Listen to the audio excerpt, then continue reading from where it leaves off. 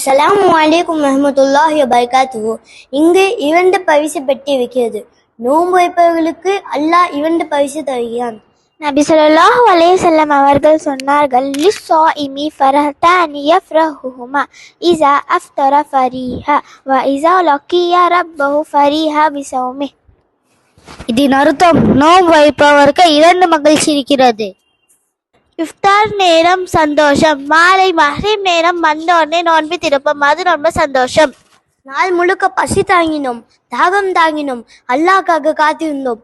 அதனால் அந்த நேரம் வந்தவுடன் பேரித்தம்பழம் மற்றும் தண்ணீரை குடித்தவுடன் நமக்கு மிகுந்த மகிழ்ச்சி. 2வது பரிசு, நாம் அல்லாஹ்வை சந்திக்கும் நாள். நாம் வைத்து நோன்புக்காக அல்லாஹ் தரும் நன்மை பார்த்து மிகவும் மகிழ்ச்சி அடைவோம். இந்த மகிழ்ச்சி இஃப்தார் சந்தோஷத்தை விட இன்னும் பெரியது.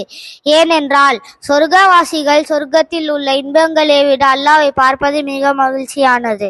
நோன்பு என்பது பசி மட்டும் அல்ல, அது 2 பெரிய மகிழ்ச்சிகளுக்கு வழி. நோன்பு வைப்போம், அல்லாஹ்வை மகிழ்வோம், 2 மகிழ்ச்சியை பெறுவோம்.